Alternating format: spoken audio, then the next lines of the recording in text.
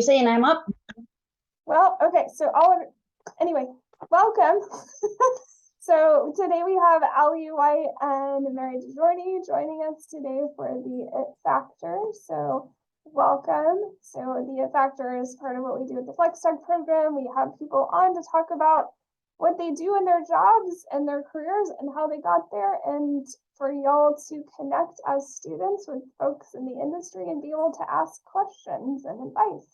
So I'm going to have Ali do a brief introduction and then Mary do another introduction, and then we'll get rolling on some questions. Awesome. Sounds good. All right. Good afternoon, everybody. My name is Alena Funtikova White. I go by Ellie White. My daytime job is cyber threats analyst, cyber threat intelligence analyst for a Fortune 50 company. Since I'm not representing the company today, I can't name it, but I can follow up with you later if you're curious. And I've been with information security for about 7 years. And in this role, just over a year.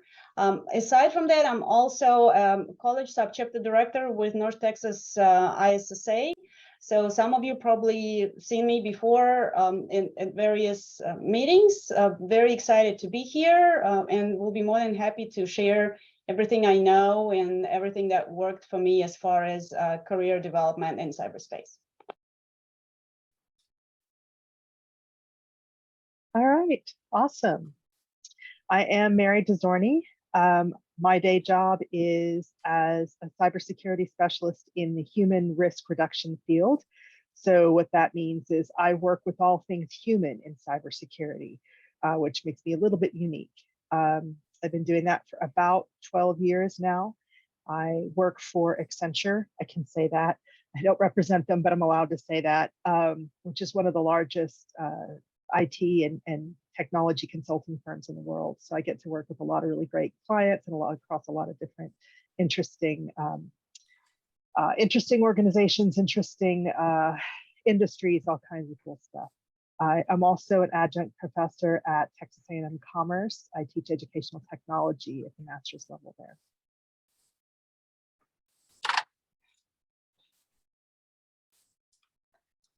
All right, let me see. Tara, would you like me to get us started? Get us rolling. Pick a question. All right. Really, just pick anything you want to start with. All right. Hopefully, all of you have had an eventful day, unlike some of us that decided to do something out of character, like attend a student event where a writing bull might have been available, a mechanical writing bull. And it seemed like a good idea at the time. So I'm feeling it. So if you see me squirm a little bit, it's the onset of age. Anyway. The repercussions of your actions. And the worst part is that there's no video or photo. Documentation. Tara said, if there is no video or photo, it did not happen. Do it again. No. Anyway, let me get started with this question that I'm sure all of our students would like to know. What exactly, Mary, what exactly do you do in your role on a day-to-day basis? That's a good question. One of the nice things about being a consultant is very rarely is one day like the next. So at a high level, what I do is help my clients solve problems. So sometimes that means designing training for them. Sometimes that means doing an assessment of what they're already doing to help train their employees on cybersecurity awareness. Sometimes it's working with them to figure out how to talk to their C-suite. Sometimes it's training their C-suites. Sometimes it's writing proposals and writing responses to proposals. I do a lot of business development work as well. And one of the really exciting parts is, in addition to helping clients, I actually get to help build out the services that we offer globally. So just recently, I helped develop a new framework for assessing awareness and training programs in the cybersecurity realm. And so we've done our first test case. We're wrapping that up with a huge global client, and we're getting ready to roll that out as a service. So I get to do a lot of cool stuff. Ali? Oh, where do I start? Yeah, I follow Mary's lead, and in a nutshell, I help our stakeholders to make decisions. So what we do in cyber threat intelligence space, we collect and analyze the threat intelligence so we can help our stakeholders to make informed decisions, right? To help them assess the risk of making a decision or doing something or not doing something, and prioritize the work and so forth. So that's kind of in a nutshell what it means, just like Mary said, and I think it's probably true for any role within information security. When I get a question, what's your typical day looks like? There's no such thing as a typical day in cybersecurity, right? And to me, that's the excitement of it. So you get to do all these different things, learn something every single day, meet new people, build relationships, help them succeed. So in the nutshell, that's what we do every day. And again, just like Mary said, what it looks like, it depends, right? And we can spend a whole hour just going through variations, what it could look like. Anything from writing a report to interviewing a stakeholder to searching the SIEM for some logs, right? To go down the rabbit hole, track down some IOC indicator of compromise, and you name it, right? So, but in the nutshell, we help our stakeholders to make informed decisions. All right, great. So we're going to step back a little, and I want to know, what was your career plan when you were growing up? And then if you had one, mine was totally different from what I'm doing. And then how did you, basically what led you into your current position? And then after that, I have a student question that then relates. So let's start with, how did you get where you are today, career-wise? You want to go first this time, Ellie? Oh, this is a difficult question. All right. Okay, sure. Well, actually, it's a very simple question, but again, I can spend an hour explaining it. But the short answer is by accident. I did not plan it. That was not my goal, to be a cybersecurity professional. In fact, if you met me 10 years ago and you would have told me that I would be a product owner for a cyber threat intelligence team, I would laugh so hard. It would be the biggest joke of my life at the time. Because 10 years ago, I was a college professor and I was teaching, lo and behold, agricultural economics. I have a PhD in agricultural economics and agribusiness. It has absolutely nothing, well, at the first sight, it has absolutely nothing to do with cybersecurity. However, if you look closer, there are some commonalities. Think risk, right? But that, again, to answer your question, the short answer is by accident.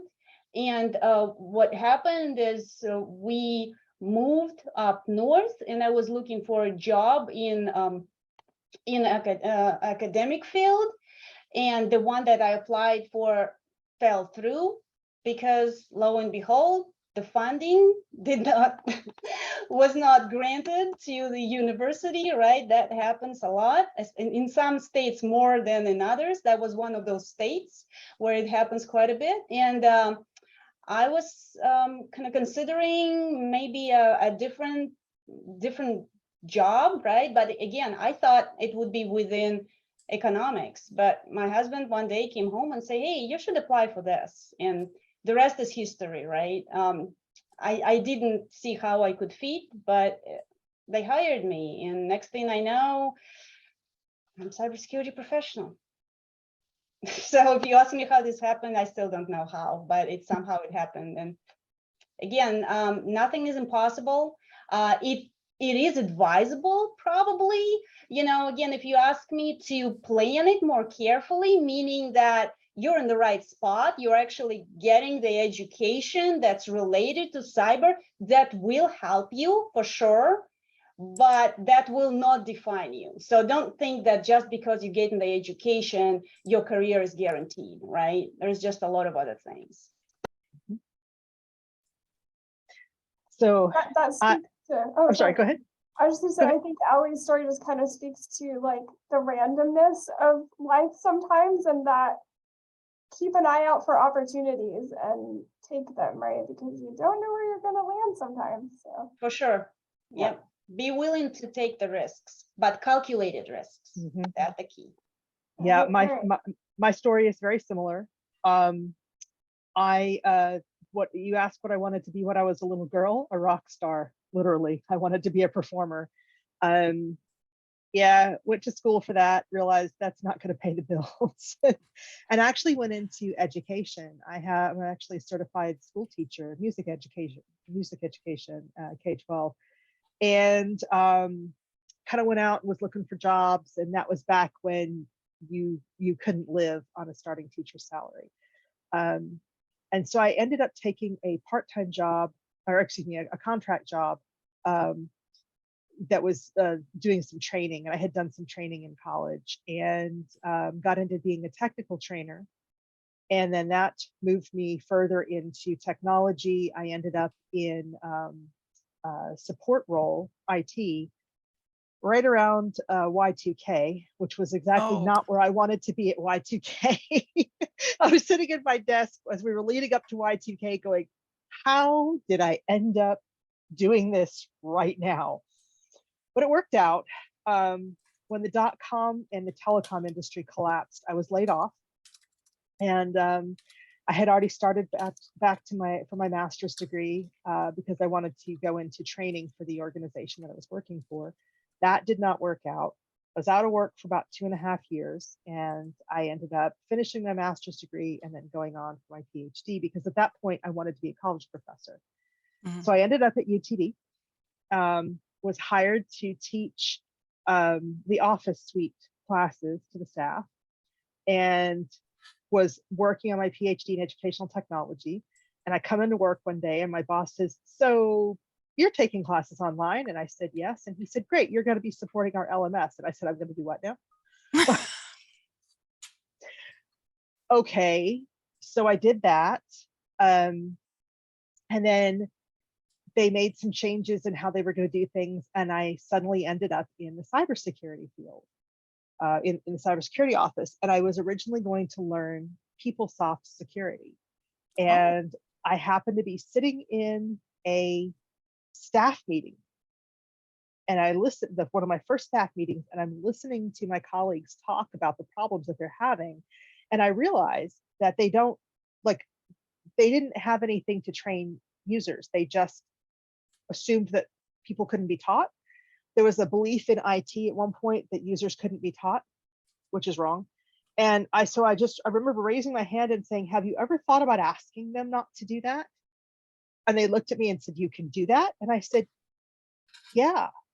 So we learned cybersecurity awareness together as a field. When I got into it, the only people who were doing the human side of things were the military and financial institutions. And so I was blessed to work with an amazing CISO, Chief Information Security Officer, and team who taught me cybersecurity. And we together learned security awareness. And that was never on my roadmap anywhere. It just completely happened out of the blue. When they were making changes and my position in ed tech was going to be going away, they said, well, would you move to the cyber team? And I was like, sure, okay. So yeah, you do have to just sort of keep an eye out for those opportunities and not be afraid to take that leap. Excellent. It's a testament to being open to the opportunities that are presented versus the ones that you had intended. And it seems that it is all working out very well for both of you.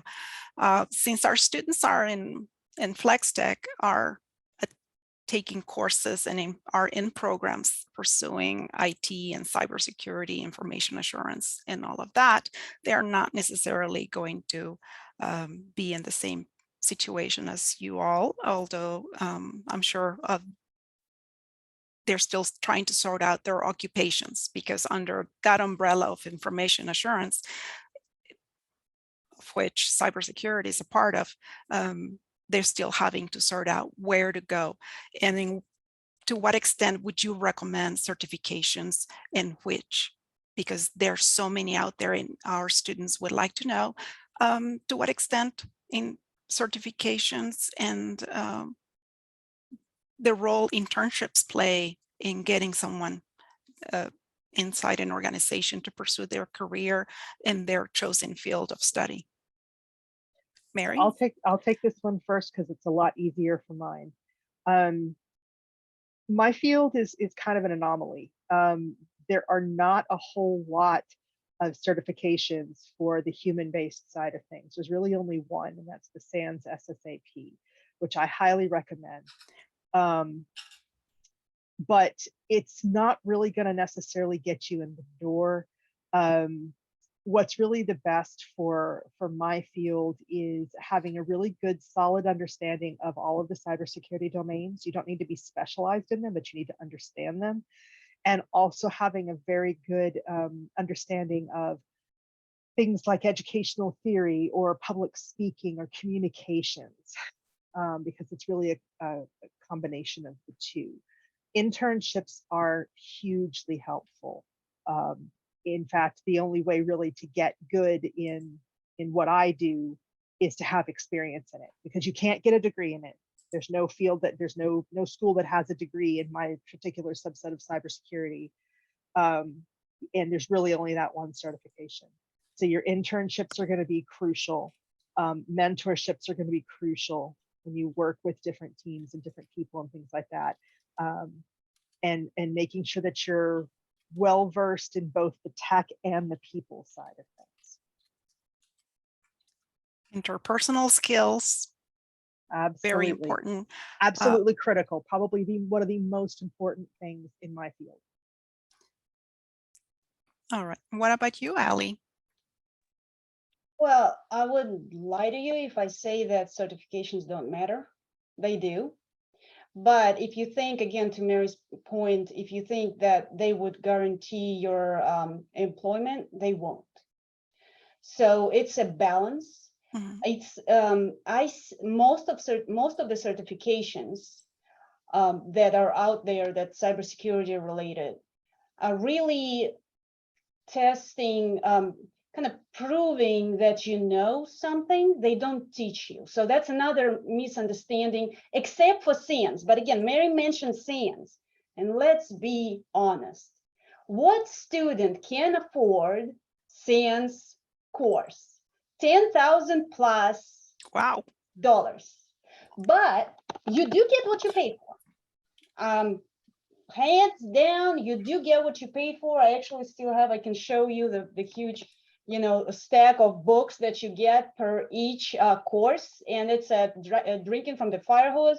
They are super deep and wide and very focused and very helpful. Those probably the only certifications. In fact, when I started in information security, cybersecurity, I was on the training side. So I get to know all these different certifications, talk to people who took them, and so on and so forth, right?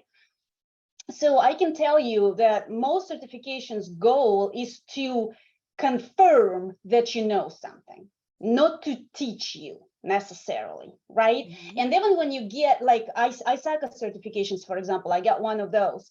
That's, you get a boot camp, but boot camp really focuses on how to pass the exam. They assume you already know it. And this goes for a lot of certifications. So if I were to suggest, CompTIA still looks like a good starting point to me for two reasons. First and foremost, it's affordable. And they actually offer, in my opinion, a pretty comprehensive basic training, starting with A+ and all the way to Security+. Now, you don't have to get certified in each of those, like A+, Network+, and all the way to Security+. I do recommend to consider Security+. I believe it's $500. It's still, it's still not free and not cheap. It depends, right? For students, it's $500 is a lot of money, but it's worth it, in my opinion. And you can go and prepare for that. Taking YouTube videos, watching YouTube videos. There's a lot of free stuff out there, right? If you'd like to talk more about it, reach out to me. I'll be more than happy. But other than that, it's really, certifications are important, but my suggestion for you gonna be, if you want to go that route, get that Security+ on your resume. Wouldn't hurt, but focus on internships, and focus on internships with companies that are known for supporting employees' education. There are certain companies, a lot of Fortune 50s are, but many smaller companies too. So don't discard smaller companies just because they're small, right? There are companies out there that really focus on developing their employees. Believe it or not, currently I have 3 certifications. I haven't paid for a single one. So the company paid for 2 SANS certifications for me. So they paid like $20,000 off the bat for me, right? In the course of 7 years that I've been with them. It hasn't happened the same day, right? Plus the exam. And then on top of that, the C-Risk ISACA was my first one. So again, plan to land a good internship and then put that foot in the door, and that's your chance to prove yourself. And once they hire you, if they value you, they would invest in you. That's the best way. Some of you probably end up graduating with some school debt. You don't want to add to that $10K plus the certification cost. Again, that's just a practical, from my perspective. Focus on mentoring, focus on building your network, focus on finding the right internships. Well, we have the good news. I'm sorry, Mary. I'm just going to jump in real quick and say I'm going to second that Security+. That's one of the ones I have. I actually do have Security+ and GSEC, which is a SANS, but that Security+ is a very good overview. It's a really good intro cert. It's not as expensive as all of the rest of them, and it doesn't take that much study to be able to prepare for it. So it's a good one to show that you've got a good basic understanding of cybersecurity. Well, the good news is that FlexTech provides reimbursement up to $500 to FlexTech students that take the relevant certifications and get in touch with us. That is very helpful, and it can signal that you have a competency as stated by the certificate, right? And you don't have to pay for it as long as you pass it. And we also have tutoring for that. So take advantage of these opportunities. If you don't, you're leaving money on the table. As you indicated, these are very costly certifications. And since you're getting started, this is one way to signal that you have a level of knowledge and skills that can help you as you search for internships and jobs. So I put the link in the chat to the CompTIA academic pricing for their vouchers, so you can get them cheaper. And then it also gives you more money to be reimbursed for further exams that you pass. So take advantage of that. So Ali and Mary, we touched on it a little bit, but what are some skills beyond the obvious technical ones that are going to help students land an internship or a job? Because I think being a student, you're in this weird place where you're like, well, I don't have experience yet. How do I get a job? They always want experience. So what's going to make them stand out? How, what are some skills? What are what's some advice you have? Is it my turn now? All right, so I'm going to go first this time. first and foremost, just because your experience is not associated or not directly related with IT or cybersecurity does not mean it's irrelevant. Mhm. A lot of companies, majority of them, I would venture to say, have their interview structured as a STAR interview, right? You're probably familiar with that approach, like the situation and then the actions that you took and what the results and lessons learned, those types of things. And they are looking for your human skills, if you will, not technical skills. Because a lot of companies, at least my experience has been, and especially in information security and cybersecurity, considering the shortage of talent, a lot of companies are willing to invest in you and teach you technical skills. But we as an industry come into realization that people skills are much harder to teach than technical skills. Leadership skills, the team building skills, right? Your collaborative skills and so forth. So showcase that. As a student, you're not expected to have 10 years plus experience, right? They understand that you're fresh from college and, you know, if you have some, but any experience matters. And one of the opportunities, again, I want to do the sales pitch here too. You'll have the ISSA student subchapter at Collin College. And I believe they are looking for some officers right now. You might want to talk to these people. In fact, Nee is on this call. I know I saw her pop up earlier. And that's your leadership skills. That's your aptitude to lead. And not only that, but you also your organizational skills and your time management, right? Because volunteering for something that you don't get paid for, in fact, in most cases, I would value it more than just your regular paid job, because you volunteer your time, the most valuable resource. So you're passionate enough about this to put your personal time in it. So do not discard those volunteer opportunities and make sure you highlight them when you put your resumes together. Excellent. So I agree with all of that. And what I would also add to that is problem solving, being able to take apart a problem, find creative solutions for it. And also, I think, yeah, so problem solving. When we're looking at interns or we're looking at new analysts, we're looking for people who show kind of a drive to learn new things, that they can work fairly independently, that they're not afraid to ask questions, that kind of thing. So kind of develop some of that fearlessness.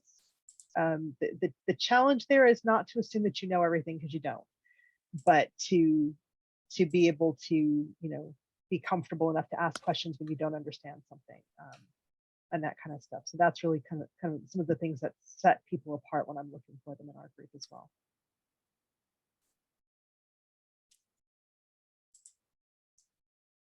Tara? Yeah, okay. So, gonna switch gears a little bit here. How do you, or when do you know to ask for help?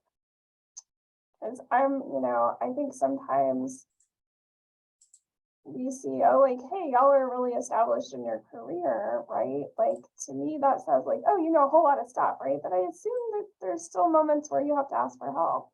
What does that look like? Absolutely. So I actually just attended a workshop on this not too terribly long ago. That was specifically for one of the women's cybersecurity groups that I'm part of. And this was something they were talking about, and that we get stuck sometimes because we're afraid to ask for help, or we're afraid to admit we don't know something. What it looks like for me is, I get tasked with a problem. I'll get the basic information on the problem. I'll do my initial research. If I don't understand what my research is telling me, I'm going to go back to the original person and say, okay, I need more help. I need you to explain this piece to me, or I don't understand this, or I'm using the wrong keywords to search this because I'm not getting this. And the trick is to, you have to find that balancing point between starting to look for things yourself, but not letting yourself get stuck spinning your wheels, right? If you're really not getting anywhere, don't keep beating your head against the wall. Go back to that person and say, hey, I need help, or find another person who knows more. I'm fortunate that my partner is also an IT professional with an MBA. And, where I'm just starting my climb up the executive ladder in my career. And so as I'm trying to learn leadership, I never took business classes. In all the degrees I have, I've never taken business classes. And so I'm trying to get my head around financial accounting, and I've never done that before. And so I, look at it for a while and go, okay, this makes no sense. And I'll go talk to my partner and say, could you boil this down into something that makes a little bit more sense to me? And we go back and forth like that. So it's knowing what your limitations are. It's being able to be self-sufficient to a point, do your initial research or your initial thinking. And if you're getting stuck, don't let yourself get totally stuck in the mud. At that point, go, you know what? It's time to call in some support. Yeah, I definitely second everything that you just said, Mary. And the only thing, I have a flashback to my previous life when I was teaching at the university, and when students would come to me and ask and tell me I don't understand, I answer that with another question: what exactly do you not understand? And so before you go ask for help, make sure that you can explain to yourself what it is exactly you don't understand.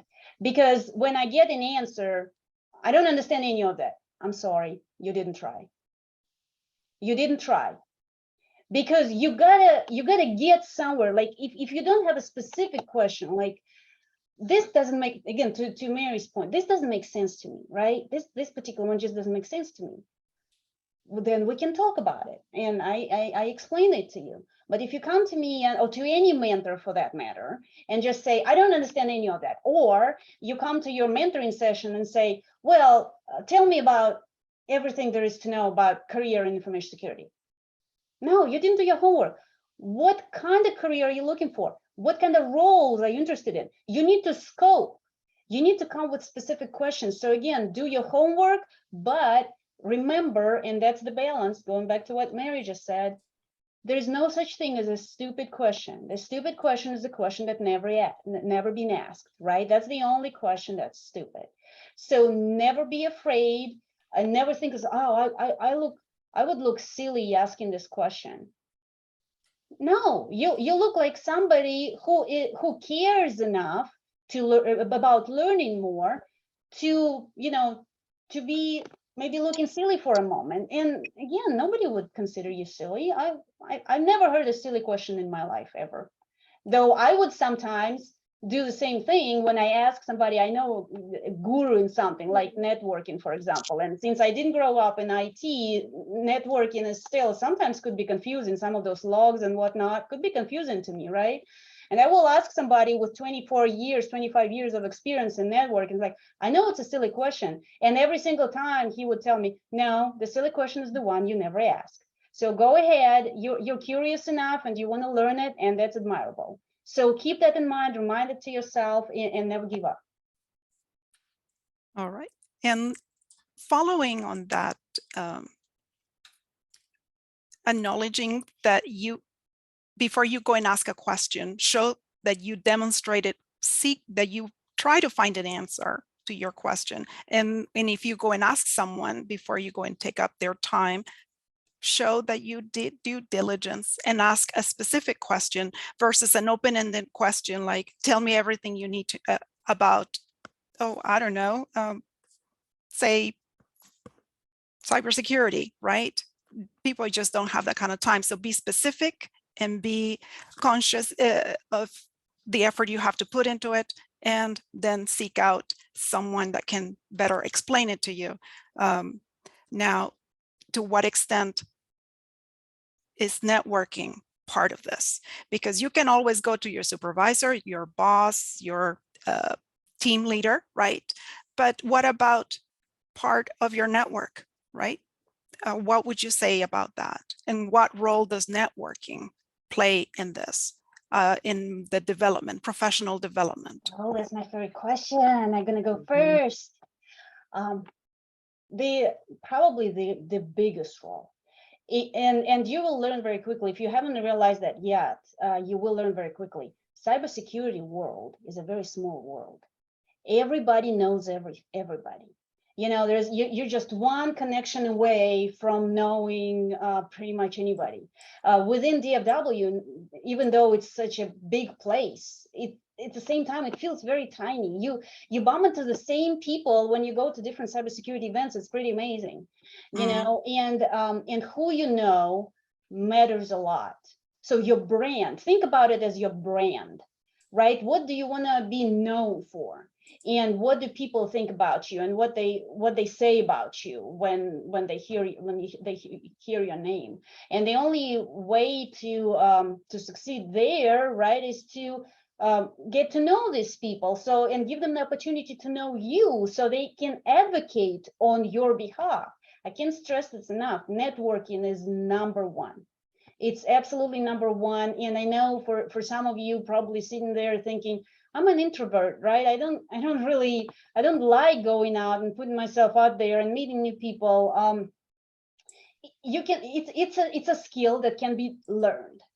It might be difficult at first, and you have to put yourself out of your comfort zone, but trust me, it's worth it. And after a while, you even kind of start enjoying it a little bit, you know. But yeah, networking is number one. That's why I keep stressing this out, and I can't stress this enough. Seek mentorships, join our cybersecurity organizations, get out there, talk to people, network, put your name out there. It does make a huge difference.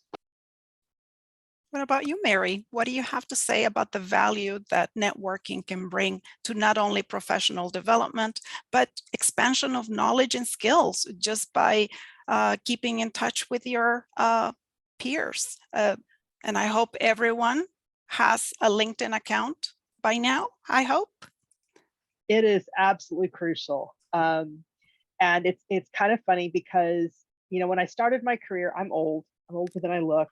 And when I started my career, social media didn't exist, right? So we didn't have Facebook, we didn't have LinkedIn, we didn't have a lot of those things. And so I started my career without them. And I've had to incorporate them into my world as I have progressed through my career. And it has helped tremendously. So when I started my job as a consultant, I moved back in, you know, from high ed into the private sector, and then into consulting.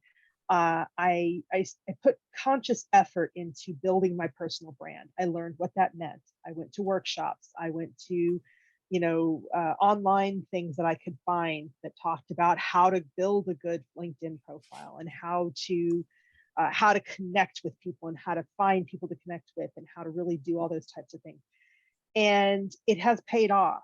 It took a lot of effort, and it's not my thing. I am very much an introvert. And I'm in cybersecurity, so I don't like putting my life online. So there's this, like, you know, but I took the time to cultivate what to, you know, what to put together, how to do this. I should say curate, not cultivate, curate how to do this types of stuff.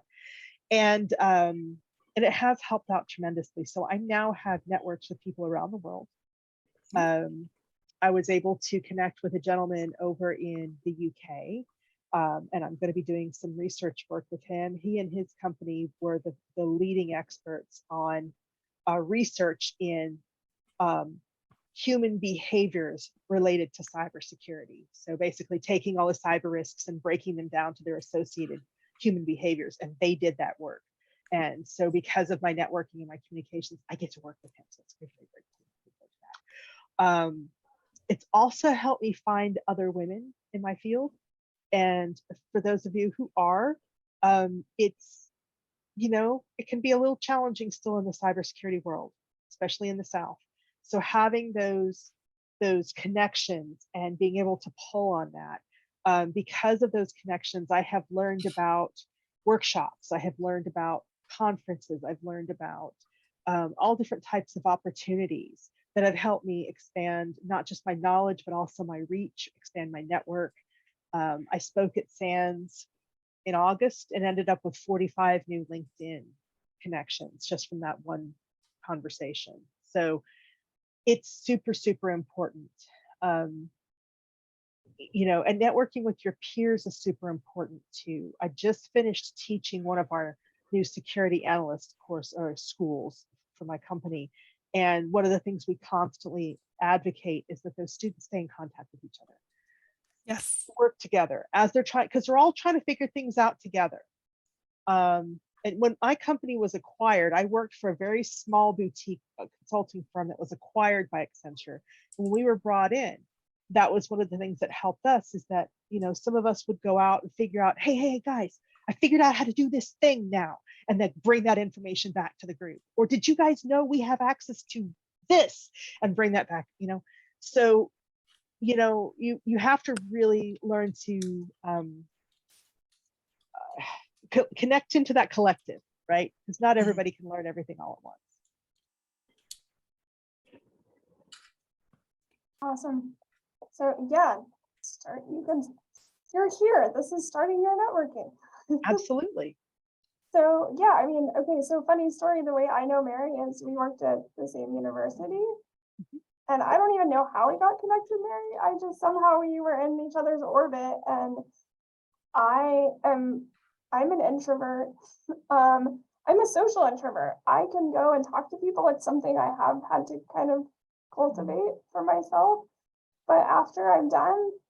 I gotta go like be by myself for a while and like get some energy back. And a lot of it's, you know, I go to conferences and I don't know people, and in my head I'm like, just say hi, they're nice. Just say hi, it's fine, right? Like that's what happens in my head. But so it could be intimidating, but you know, just jumping in. People are always willing to help you, especially if you're a student. You have like an extra, I don't know, it gives you a privilege as a student to start that networking process, and you know, ask for advice. So for sure. And students ask some questions here. I'm gonna have to just keep picking them at random here. So I think one of the things that came up yesterday, we had an event, and one of the things that came up, and especially in thinking about cybersecurity, is the nature of your work and work-life balance. What does that look like for you? So that's something I have to work very hard at, because I am naturally a workaholic. When I was at the university with Tara, I often worked 10, 12-hour days, right? Sometimes it was warranted, sometimes it wasn't. I work from home. When I started being a consultant, the company I worked for actually did not have a home office for us. All of us were everywhere. And so I had to learn very quickly to set some boundaries, because otherwise I'll be in my office all the time. So that means being disciplined about when I start work, being disciplined about when I stop work. In my case, I have a furry alarm clock. I have a pit bull who comes in and will start hitting me with his nose if I'm still at my desk too late in the evening. But my partner and I are both workaholics, so we have to be careful, because neither one of us will necessarily stop the other one from working too much. But really, it comes down to figuring out how to prioritize your time. And as a consultant, one of my managing directors has a statement that she says, you know, makes her very unpopular with HR, but she says she doesn't believe there's necessarily, quote unquote, a specific work-life balance. What it is constantly readjusting your priorities. So she said, sometimes your priorities may be towards family, sometimes they may be towards career. So if, like, for instance, right now, I've had a death in the family. My remaining parent died in May. So sorry. My life has been more towards, you know, I immediately had to take off bereavement leave, even though I was supposed to be starting on a contract. They pushed it back so that I didn't have to, you know, so I had to work with my company about it. But the nice thing is that they kept saying, like, At this time, work is not your priority. At this time, your family is your priority. And I got through kind of the initial things, and then I was able to shift back over and pick up more work and say, okay, well, at this time, this part of my work is a priority. And so it's really, for me, it's that constant balancing act, right? And the trick with that is that you have to make sure it stays in balance. If you let it get to one side or the other, you're going to have problems. My stress level gets too high. I have a hard time getting myself regulated and that type of stuff. So, so that's kind of my take on that. And it's really hard to answer that question because it's personal. Every single person will have a different idea of what that balance should look like. And again, to Mary's point, it changes.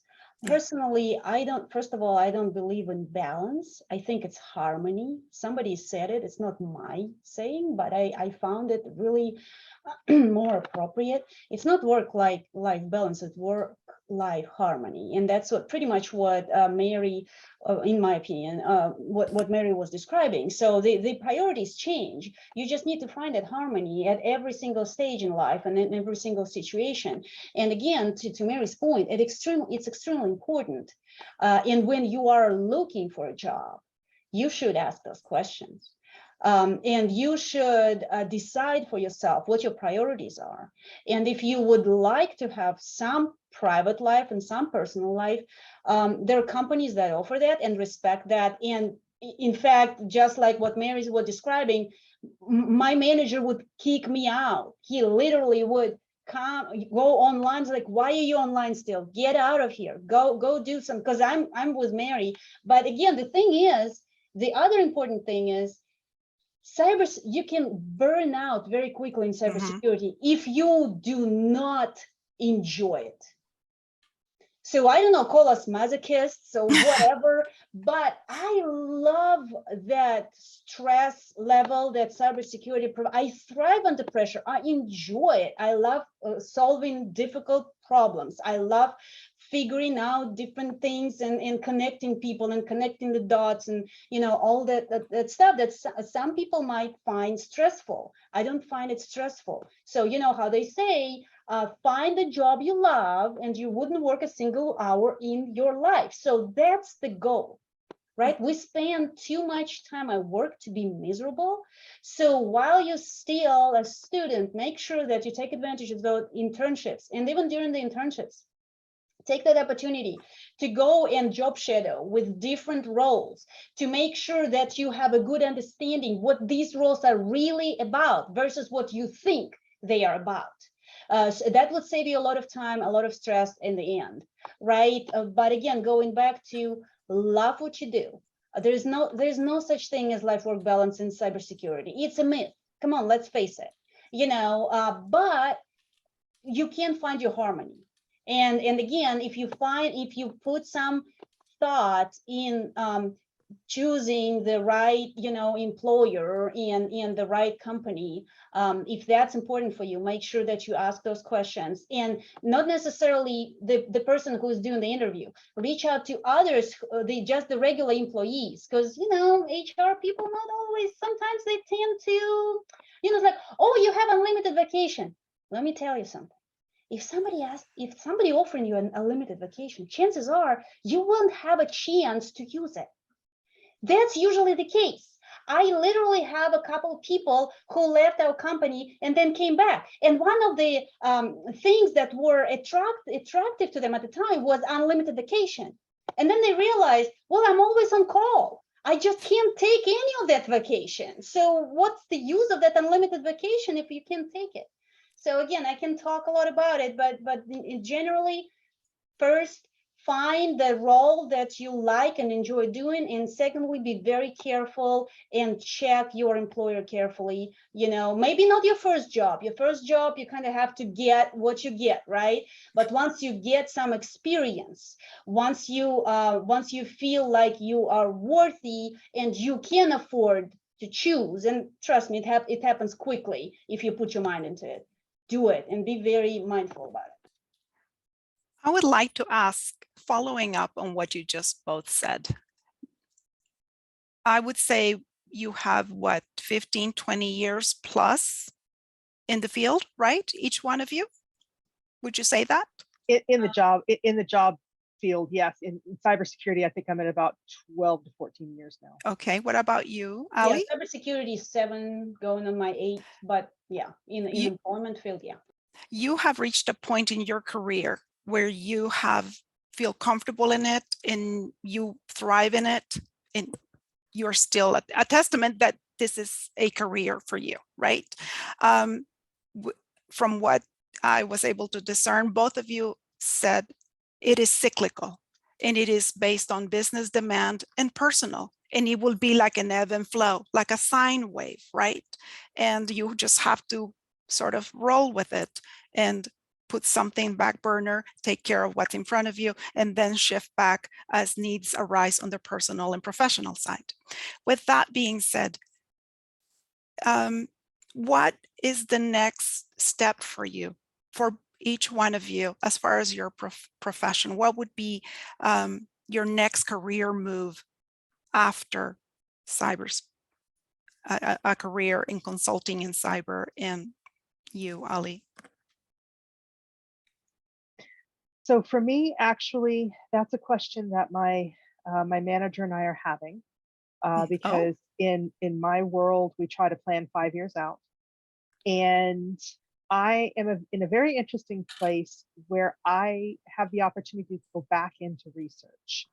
I'm very, very fortunate that my company has a huge research field arm, and they work with everybody from UCLA, Harvard, Stanford, all different kinds of things. One of the things that we're getting more into is the human-based side of cybersecurity, the research on it. So it will be a little bit before I want to do that. There's still things I want to do on the consulting side. But when I decide that it's time for me to step away from the consulting side, I am already cultivating those relationships so that I can step into a research position when I'm ready for it. That's my current plan. And that's actually what I would like to be able to do as like towards the end of my career. Like I said, I'm older than I look. And to kind of be, that's how I finish off my career before I retire. So for me, I have a different philosophy. So I don't believe in career. I believe in doing what you love, and career comes along. Career comes along, money come along. Do what you love, do it well. Mm-hmm. High integrity, think about your brand, think about doing the right thing, even when nobody's watching, right? And have fun. So to me, my career is problem solving. So right now we are getting that cyber threat intelligence team to the next level. So we're revamping the team. We are looking at processes we currently have in place, how we can work on that and make it more efficient. What else we're missing? We're building relationships with response team and with with all the other teams around, like protective technologies and so on and so forth, right? And I'm just loving it. I'm living my life. I have people tapping me on the shoulder all the time. You should apply for the manager position. Like, I don't want to. I'm having so much fun. I am and I feel like I can make a bigger difference right now where I'm at than when the managers, because managers do a lot of babysitting. I'm not interested in babysitting, hand-holding, babysitting, dealing with people's problems, or they have a bad day and they just come and complain to you. And, I love doing that to a degree, but I don't want it to be my full-time job. I just love what I do. I love new things. And so again, for me, career is a secondary. I want to make sure that I enjoy what I'm doing, and I'm problem solving. I'm learning new things. So for what it's worth, what's going to be next? The question is probably not what's going to be next in my career. What the next big problem am I going to solve? So that my previous problem was I was standing up training program for our team for cybersecurity for the whole company. I was kind of at the base of that and helped create this whole thing, and it's alive and well. So that stood up. I move on to the next challenge. What's the next challenge? Okay, we need to revamp threat intelligence team. Let's do it. Let's roll. Right? Once we do that, what's the next one? I don't know yet. whatever next challenge I see on the horizon, that's going to be my next step. Awesome. All right. I like, yes, Allie, I take that approach. I'm kind of like, what am I interested in? What do I enjoy doing? What makes me tick? Where can I find that, right? Like, what's going to work for that? And yeah, what kind of environment do you like? What kind of things, yeah, get you excited, right? What are you curious about? What do you want to solve? Yeah, I think that's fantastic. So we are gonna have to wrap up because it's a little after 5:30 right now, and I want to respect everybody's time. I know some people have class. We're putting a survey in the chat. If you could please complete our survey. And then also if Allie and Mary, if you're willing to share your LinkedIn with students for them to connect with you. By all means, that would be awesome. Yeah. So yeah, thank you both so much for providing all this information and wisdom. And you know, y'all are both great connections to have. So y'all students, join ISSA, join Women in Cybersecurity, get involved, do some things outside of class, keep coming to our events. We've got some career fairs coming up and a career village event, so please attend those. So. I'll be there. So yes, if you want to meet me in person, come over. All right. Well, thank you all so much. I hope y'all have a great evening. Thank you all for the opportunity. Always a pleasure. Thank you. Bye. Bye. Thank you much. Thank you. Thank you, guys. We will get your answers for those questions we didn't get to. We will try to find a way to reach out to the speakers to see if they can provide some handwritten, some written answers so that you can have your